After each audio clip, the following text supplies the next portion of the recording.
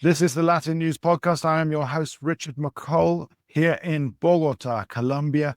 Our very special guest this week is Elizabeth Dickinson. She's the Crisis Group's Senior Analyst for the Andes region. She's also the Senior Analyst for Colombia since 2019. So I can think of no one better to have here on the Latin News Podcast to discuss, well, political violence in Colombia, especially as we lead into a crucial election year ahead. Elizabeth, welcome on the Latin News Podcast.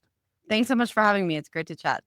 It is always great to chat. We've chatted in other places about Colombia and so on, and the violence and the various complexities. And this is your day-to-day fodder because there's so much going on. Perhaps we could start by taking an overview of the current situation here in Colombia with regards to violence and political violence. Sure. So I think really over the last more than half a decade, Colombia has seen a consistent deterioration in security conditions. And we're really talking since the incredible gains that were made after the 2016 peace accord, when the then largest rebel movement, the former FARC, was demobilized. At that moment, we saw this incredible window of security that really opened up new parts of the country. And in the years since, I think what we've witnessed is really a scramble to fill spaces. The former FARC, when they demobilized, controlled up to a quarter of the country's territory. And the idea of the peace agreement was, of course, that the state would go in and enter those areas, not just with military force, but also with services, institutional capabilities, development, all the sort of recipes that we know are necessary to address the root causes of conflict in Colombia. Essentially, what we found in the years since is that while the state has moved slowly, armed and criminal groups have moved very quickly. And so they've had a strong interest, ability, and clearly an agility that has permitted them to enter these areas. So really, since the signing of the peace accord, every year we see a slow and steady whittling away of state control in these areas, particularly the most distant, far-flung places that never really had a consolidated state presence, and to this day continue to experience conflict under criminal governance. So the trends really all point in a very negative direction. We just had a report that came out this week that armed groups have grown in size about 45% under this government. That's after previously growing under the prior government of Iván Duque. So these are trends that really, are again pointing in the wrong direction. I think that the challenge for the Colombian state, not just any one government, is really to find the formula that can reverse and stop those trends. I think we have clues based on what's happened so far, what's worked, and what seems to have accelerated violence. Yeah. And one of the key lessons that we've learned from this government is the importance of coordinating any peace strategy of dialogue with the defense strategy. Throughout the Petro administration, what we've seen is this oscillation between a total reliance on dialogue, and now we're almost in a moment of the other extreme of a very strong reliance again on military operations to control the security situation. Probably what's needed is a combination of those two things that in a very strategic and intentional way are putting pressure on armed and criminal groups who are not coming to the negotiating table in good faith, while simultaneously safeguarding the mechanism of dialogue as a key tool to unravel conflict. There has never been a military defeat of an armed or criminal group in Colombia. There won't be. And I think we have to remember that dialogue remains a tool, but clearly there needs to be some updates in the strategy. So there needs to, yes, the Petro government came in with the idea of total peace, paz total, negotiating simultaneously with all the different groups in the country, but without, I would say, maintaining the military strategy, the defense strategy, which, as we have seen, has given an opportunity for the groups, as you said, this rapid expansion, quite terrifyingly so. And you get out into these areas, and I know that you've been in Nariño and you've been in Arauca and places such as these, which have always been flashpoints. How can you tell us a little bit about these outlying areas and what is taking place? Sure. So, just as context, I think it's worth remembering why the government started this strategy. Mm-hmm. And actually, in many ways, their analysis of the problem was accurate. So they looked at the 2016 agreement and said, hey, if we demobilize just one armed or criminal group, what it does is create opportunities and vacuums for others to fill. So Mhm. what we need to do is essentially negotiate on all fronts, talk to everyone so that we don't have this space for spoilers. Again, in practice, that has really proven far, far more challenging than anticipated. And today, after discussions with more than a dozen armed and criminal groups, I think that the number of conversations that appear to be advancing is very limited. Having said that, now, there's sort of parallel to that strategy in the countryside, as you've said, armed and criminal groups have their eye on primarily one thing, which is the illicit economy, their ability to sustain themselves economically. And that what that looks like is, of course, the historic connection to drug trafficking, but also increasingly connections to illegal mining, human smuggling, and extortion. What do those economies require? They require territorial control. You can't grow coca and export it and send it along trafficking routes if you don't control the area. You can't extort the population if you don't control the area. And so what we've seen is that the strategy of territorial control has been the driving motivation of these groups under the Petro administration, enter new municipalities, control municipalities. And how are they doing this? It's not by confronting the state. They are not clashing with the military. Instead, I think, this new generation of criminal actors has learned that the cheapest way to dominate space is to dominate the civilian population. Mm. So that means intimidating, co-opting, coming to the community with a whole range of strategies that range from, targeted executions to payoffs to try to ensure that the armed group can maintain a stable presence in the area. And in areas where, as you mentioned, for example, in Arauca, where the ELN, for example, has a very strong permanence in certain areas, they maintain very strict rules, Mm. governance at every level. They are deciding how the economy functions, what the tax rate is in the form of extortion, who can run to be a candidate in local elections, who sits on the town council. When there's a problem in the society, and I'm talking about, disputes between neighbors or domestic violence, citizens aren't going to the state for help because there is no states as such that can help. They're going to the armed group, who then will lay down a set of penalties and fines and sort of organize the situation. What we have today in many of these forest flung areas and conflict affected zones is a form of governance by these groups that, again, is in the service of their access to the illicit economy, but for civilians affects really every aspect of daily life. That is actually fascinating. That is, they're involved in placing who is who in the town council, who is who can run for, let's say, political office. This almost harks back to a period in the 90s, when the FARC would do this in sort of Guaviare, Caqueta and stuff. It almost feels like we haven't moved forwards on that.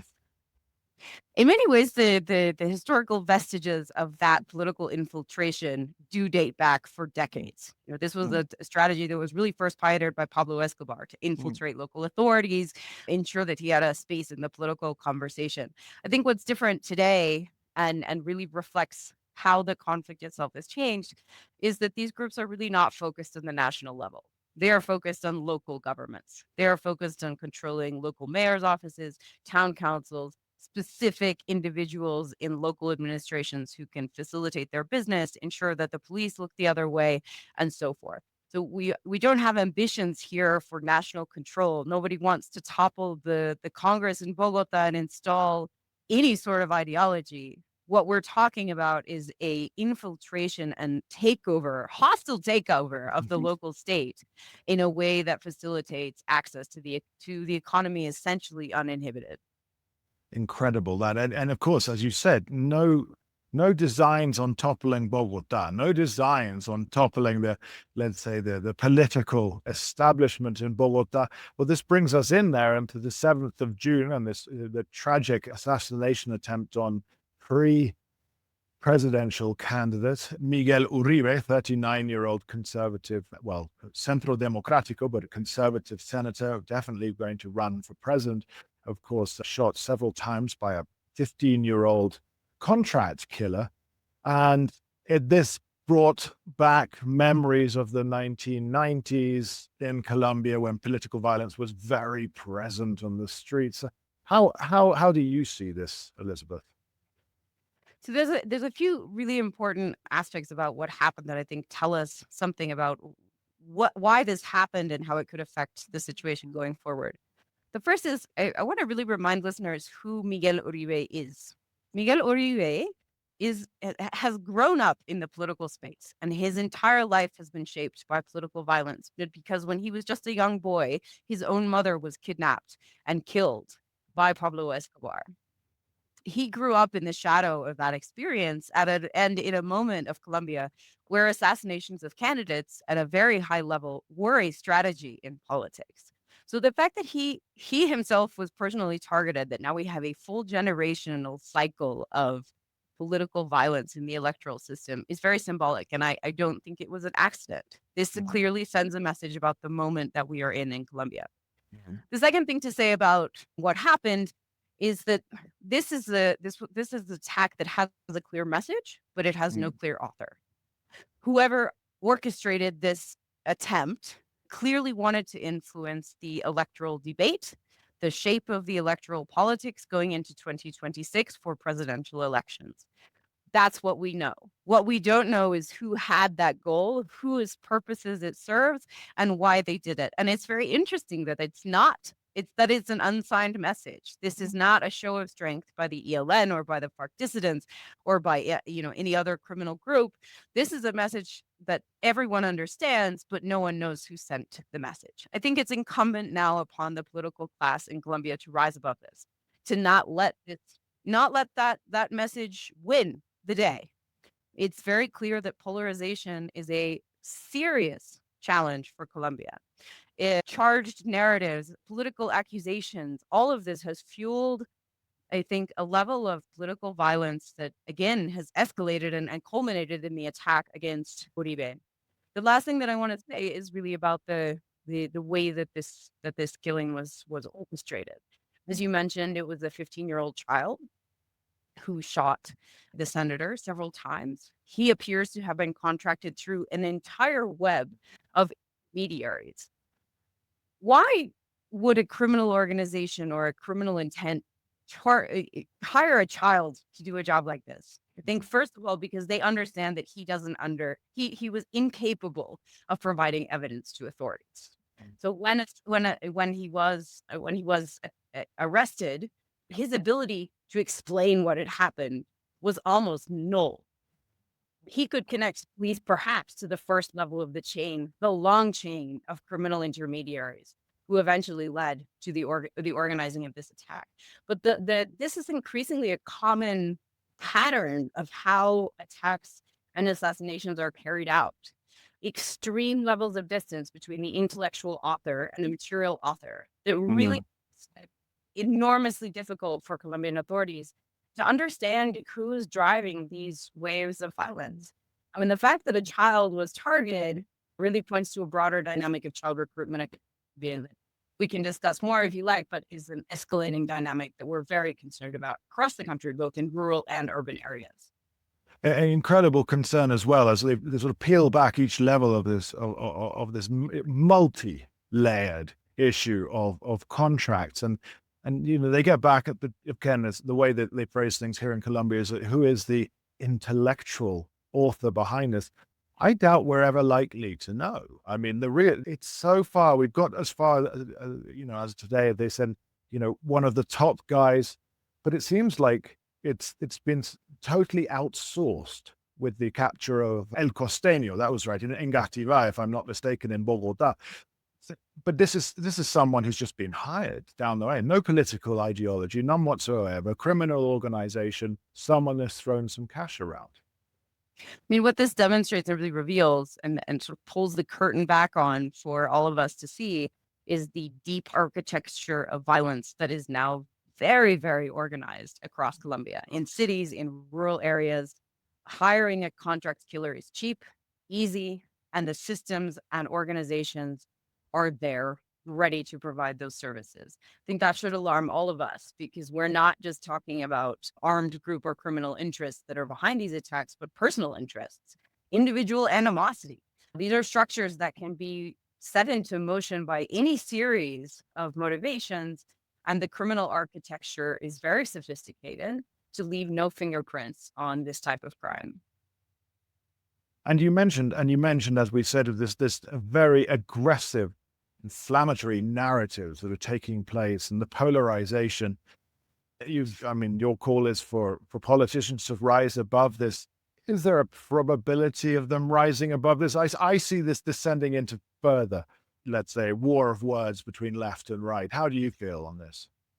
What has been interesting is, and I think very important, is after the assassination attempt, presidential candidates from across the political spectrum came out and immediately and unequivocally denounced this attack. So that is a very positive first step.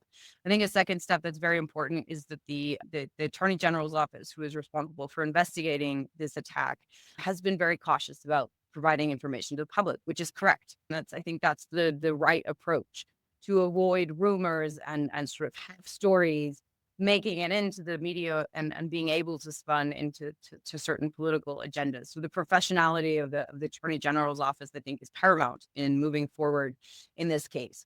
I think another step that's very concrete that certainly authorities could take, and I believe should be contemplating, is a really strong look at the protection office, the Unity of National Protection, the UNP as it's known here.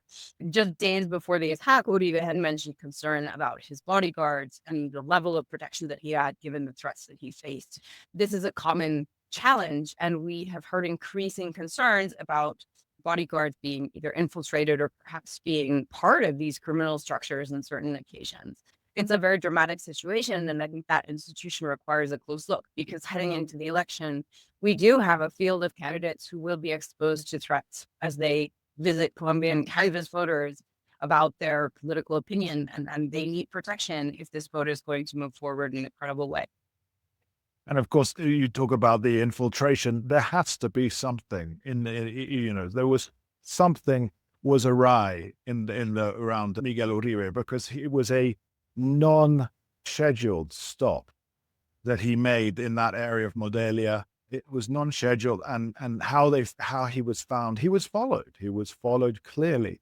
What kind of, talking of an incredibly negative outlook, but is it possible for further political violence at this level to occur between now and the first round of elections next year? Because Miguel Uribe, this is a very high profile assassination attempt. Do you see perhaps this expanding to include others? What I hope that this attack does is draw attention to the many incidents of political violence that happen on a daily, weekly basis in Colombia that are often not reported in the media at the same level, but have a very deep effect on the political system. Just in this year, time from the beginning of the year leading up to the day when the assassination attempt happened, we're talking about almost 60 individuals who had links to political parties or former officials, current officials, future candidates, announced future candidates who have been targeted with some type of violence. So this is a pronounced, widespread phenomenon. The fact that it reached a national level, what I hope that does is open a conversation about what is happening in the deterioration of political culture. This is not a new problem, of course. For decades, Colombia has experienced violence around elections and around politics, but the trends really improved with the 2016 peace agreement, and we had reached, I think, a better position. Again, as we talk to security, the movements are in the wrong direction at the moment. And again, this political violence, what is it intending to do? I think at a national level, again, it's intending to shape fear, instill fear, raise questions about the political process, and scramble the field. At a local level, frankly, the intentions are pretty similar. It's the intimidation of certain voices. It's the instilling of terror throughout different communities, and really a limitation of the way that a vote can be freely expressed. Not in an overt way of blocking elections, but in a way that sort of sends quiet messages to voters in communities across Colombia about who criminal interests believe are acceptable candidates or not, what voices are allowed to be heard. So this is a systematic problem that we need to start talking about more openly, now more than ever, in the run-up to the presidential vote. And of course, the fear is that this one massive attempt shrouds, everything. And the debate only surrounds Miguel Uribe, as opposed to, as you say, the hundreds, if not thousands of people under threat in all of the regions around Colombia. Because, I mean, this is something that we've been watching since the previous administration, I'd say. So social and community leaders, people who speak out for the rights of the people in the land, people who speak out for the Afro-Colombian, traditional communities, the indigenous, women's rights, LGBTQ rights. These have all been targeted. These are all political actors in Colombia society. And this isn't going away at all, is it? Well, part of this goes back to what we discussed initially about the motivations and the manners in which armed and criminal interests are seeking to control territory. And again, one of the critical ways here is the intimidation of the community. So making Mhm. very clear what is allowed and what's not allowed. And the second is really this permeation of the state. So, when a candidate is indebted to or threatened by an armed or criminal group, they would be more inclined to, for example, tell the police to look the other way for a shipment, or utilize policies that are more permissive, let's say, to criminal activity. So I think that the long-term incentives in the criminal market are towards penetration of the state, whether those are civil servants, soldiers, police, or finally political candidates. Well, just make it an impossible situation for the country. And it's controlled entirely by people at the beck and call of criminal groups. And so if we could look at the different criminal groups here at the moment, I mean, we know, obviously, there's the Clan del Golfo, a huge influence, huge influence across the country, involved in just about everything, I would say. And then, of course, you've got groups like the ELN, or a former, well, I'd say it's still a leftist group, or known as a leftist group, the National Liberation Army, it's the old holdout from the 1960s. They formed with the idea of, let's say, trying to topple the state. They're not still trying to topple the state, though, now. No, the ELN publicly renounced its interest in toppling the state in Bogota almost a decade ago. Yeah, However, what they are interested in, and this very much goes back to what we've discussed, is local government. yeah. So grassroots, everything grassroots. But I mean, the political violence that's coming in when we talk about the Clan del Golfo or the Disidencias and the Marquetalia, again, it's all about territorial control. This is what we come back to each time. I think it's about territorial control, which then has lots of layers. So Okay. it's about controlling, the controlling territory. What does that mean? It means that you have an ability to make decisions about people's lives. It means that you have an ability to access certain resources, to impose your own rules on the society. And it means that you have impunity. And here is, I think, a real Yeah. key is the impunity factor, that when local institutions, local authorities, local security forces are penetrated, it is very hard Yeah. for the state to respond to this challenge. And I think this is actually a broader trend that we see throughout the region, and a sort of alarming example of criminal learning, that today it's a fundamental piece of the criminal business model to have state penetration, officials on your payroll. That's what makes the group successful. And I think what really worries us about that is this strategy is undermining the very instruments and institutions that we need in order to respond to this dynamic, right? Yes. So they're sort of robbing us of the only toolkit available, which is the state itself. Elizabeth, how do you feel going into this election, the run in now as more the field becomes clearer, although it's not at all, right? But as in this run, how do you feel that things are going to develop into 2026? So I do think that we're entering a very volatile period in terms of security, in terms of politics. And here, I think it's very important to flag one particular dimension, which is U.S. policy toward Colombia. Colombia and the United States have what can only be described as the single closest relationship between the United States and any country in Latin America. That's militarily, it's economically, it's politically. the United States was a disproportionately large donor to Colombia, 70% of all humanitarian financing, for example, $1.5 billion to the peace accord, making the U.S. not just the largest donor, but by far the overwhelming donor to peace accord implementation. With the gutting of USAID, those funds have disappeared in a way that was almost literally overnight. So we saw hundreds and hundreds of development projects and humanitarian initiatives that were literally shut down in the span of a week. Humanitarians have very limited resources to respond to the very alarming security dynamics that we have. So, mass displacements, whether there's a massacre or any sort of other emergency that happens, the ability of the state to respond to that, to provide support to victims going forward, at least for the rest of the year, is very limited. Added to that, I think the U.S. is considering a policy decision that they make every year, but this year could have very dire effects for Colombia, which is to certify, quote unquote, whether Colombia is a consistent ally in the war on drugs. Colombia's been certified in this fight and works with the United States very closely for decades, but they've been certified every single year that law has existed since, except for one in 1996. Should the United States decide to decertify Colombia, which, let's be clear, would be a political decision, not reflective of the very real operational coordination that happens every single day between the United States and Colombia on security issues. If they decertify Colombia, that could mean a catastrophic loss of security assistance. Colombia is by far the single largest recipient of military support in the region from the United States. And these are forces that are just integrated. This is like pulling apart two pieces of Velcro.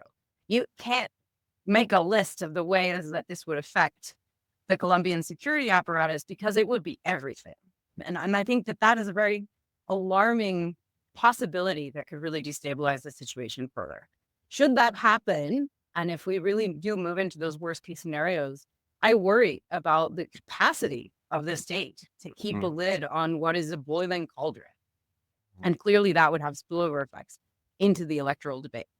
Oh, absolutely. I mean, it would be, as you said, the word is catastrophic. It'd be almost impossible to define every single way that Colombia would be affected. I think you just say every way, every shape and form. And the relationship between the Petro government, or President Petro, and President Trump, or Marco Rubio, I think at best we could say it's tense and based upon, a certain degree of fragility here at the moment. Accusations of a proposed coup, which we don't. There's a lot of debate around this. Of course, the possibility of decertification. The spat that Petro had earlier in the year, was it January, with the first spat, international spat, basically, that President Trump had was with President Petro about the return of migrants, illegal migrants from the United States back to Colombia. It's a tough one to predict because it's just not looking great right now, and the way that the chaos of the political dynamic at the moment, you just couldn't say. But you do worry. Of course you worry.